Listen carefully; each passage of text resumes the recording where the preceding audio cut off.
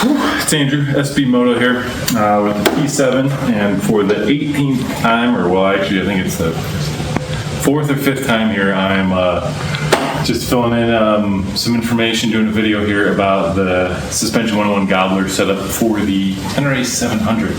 I've had this on the bike here for a couple months, and it seems every time I go to do a review video about this stuff or anything about it, a couple things happen. One, I mess up my video because apparently I'm no videographer. 2, it rains. And then 3, it rains again. We just had more rain this morning. I was all excited. The trails out back were nice and dry, nice and tacky last night. But of course, yeah, this morning we got dumped down with some more rain. It stopped right now, but as you can see right here, I am drenched in sweat because it's about 100% humidity. Not the best of breeze here in the garage, but that's right. We're busy tossing on some tires. But all that stuff aside, I want to talk about the Suspension101 Gobbler setup for this thing. So my bike here, as I've said in other videos, this has the full Pro buildup. So you've got your sprung for your weight, revalves, the shock. I think he's got his own valve that they do over there. And then on the front, you got your rebound dampening, your compression dampening with all new valving, including valve body and all that stuff. And then you have an adjustable mid valve. So you've got more adjustments than you can shake a stick at.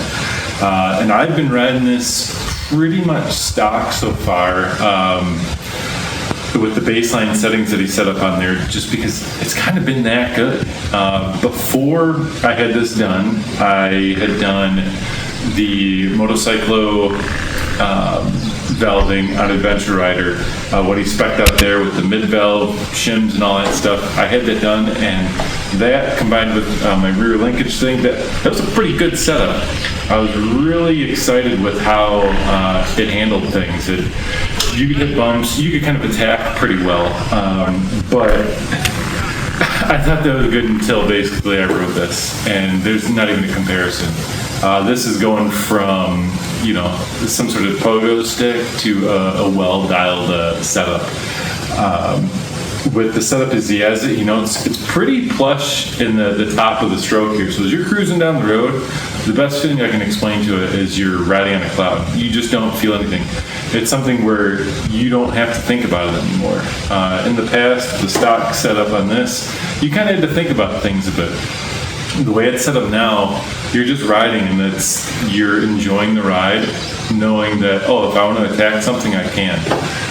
And then the beauty with it, though, is what he really controls really well, especially with extending the forks a little bit, is being able to handle that bottoming out resistance. So when you go and plummet into something where normally you'd be like, you're bracing for impact, now you kind of just go, all right, I know this is coming, it's gonna hit, soaks it up, bike slowly comes back how you want it, and you're off roosting away. It is a totally different feeling.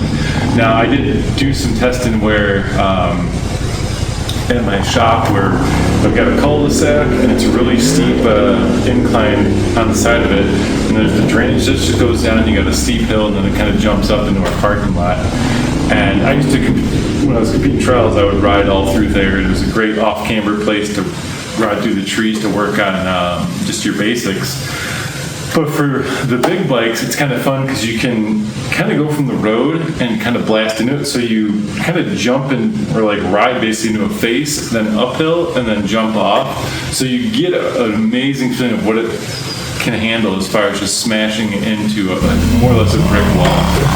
And that one, I was able to just kind of slam into it. You hit it, ride up, and jump off, and you just keep going. Now, that one, as I pushed it with the valving as it's set now, you could bottom it out and you felt it, but I was intentionally going all right, let's see what happens if we do this. And it's not what I would normally do bike riding. I'd be more delicate in line choice, or I'd go, all right, I'm going to tweak the clickers on this one a bit, see if we can dial some of that bottoming out a little bit, firm it up, and take it from there. But on that stuff, it's just kind of incredible what it can actually do. It's not something I ever expected out of this bike to Well, not only on the street, but you could dive bomb into a turn, slam on the brakes, feel the bike hunker down, get on the gas, and it just slowly lifts as you're coming out. You hold the line so much better. There's no more of this like, oh, what's going on? That's all gone. This thing, when you go into the turn, it just stays planted. And at the time, I was running the Tusk D Sports, and those ones, if you've ridden them on this bike, you know they're squirrely, which is kind of fun because, even with the low horsepower of this thing, you can, drift into stuff a little bit. But that was way more controlled. It was really nice having that. So on the street, it's beyond phenomenal. Then obviously you go to the dirt, and this, again, I wasn't expecting to feel this much of a difference. And I posted a video, and I'll link it here. Am I pointing in the right direction? Or in the description of me riding my trails a while ago back to back with my setup race bike, my KTM 350. And I could basically ride this in the same manner that I rode the 350. So basically I'd come into this one kind of off-camber turn, you get on the brakes, kind of kick it sideways, on the gas, and you can roost out. Now, I couldn't go as fast, but that's partially just because, a 450-pound bike on the D Sports, you've got limitations. But the way that the suspension allowed me to attack it was basically identical, which was the most impressive thing. On top of that, again, as I noted before, the bottoming resistance is where it's at. If you want to just pile into a G-out or something like that, boom, you're not going to be like jolted, going like, oh, what did I just hit? That is completely gone. And I think the only way you could do better on this bike than that is if you go with like a full KYB fork swap. I think that's probably the only way, but that you're basically benefiting from having longer travel. With the big bikes, the more time you have to slow it down, the better, which is partly why he does the fork extensions on. I think it's 30 millimeters you get on extension, and it's that little bit. It doesn't seem like much, but it's so worth it. So that, especially on mine, combined with on the rear shock, I made a linkage that gets me 55 millimeters more travel.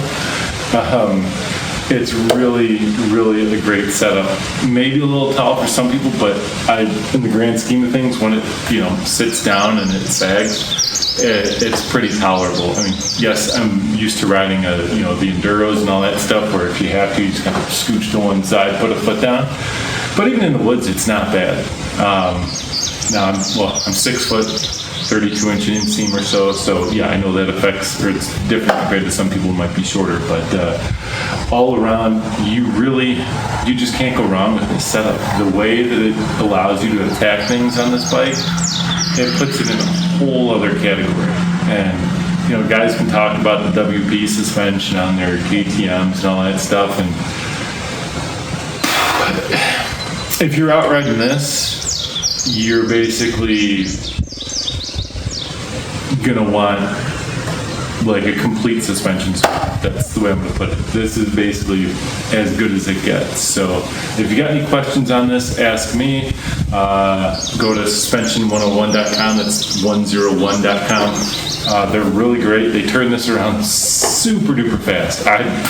I've never had suspension come back so quickly, and with the amount of work they do on it, especially the forks, it was impressive. So I'm going to try to get some more videos done on this. I'm going to tie in some riding clips if I can.